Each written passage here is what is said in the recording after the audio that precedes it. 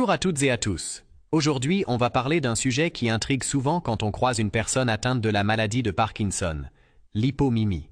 Alors déjà, qu'est-ce que ça veut dire? Hypo, comme moins, mimi, comme mimique, les expressions du visage. Autrement dit, l'hypomimie, c'est quand le visage bouge beaucoup moins pour exprimer les émotions. Imaginez que votre visage soit un écran de cinéma. Normalement, quand vous êtes surpris, l'écran affiche de grands yeux ronds. Quand vous êtes content, il s'illumine d'un sourire. Avec l'hypomimie, c'est comme si l'écran était en mode « pause ».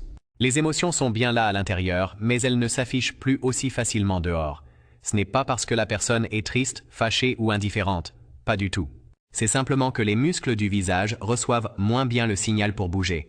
Un peu comme une télécommande dont les piles seraient presque vides, on appuie, mais le téléviseur réagit moins. Conséquence. Les proches peuvent parfois se tromper.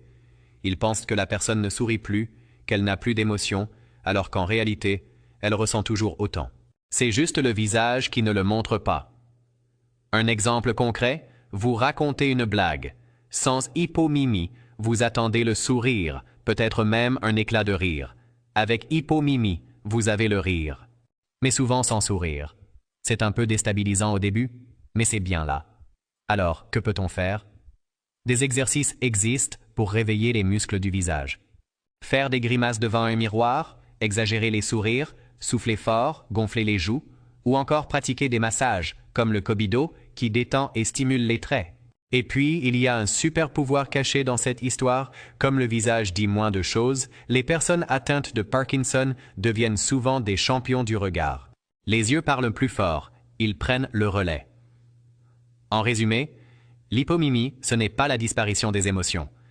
C'est juste une petite barrière entre l'intérieur et l'extérieur. Les sentiments sont toujours bien là, vivants, parfois même plus intenses qu'avant. Il faut juste apprendre à les lire autrement. Alors, la prochaine fois que vous croisez une personne avec Parkinson, rappelez-vous, si le visage reste sérieux, c'est peut-être l'hypomimie qui joue à cache-cache.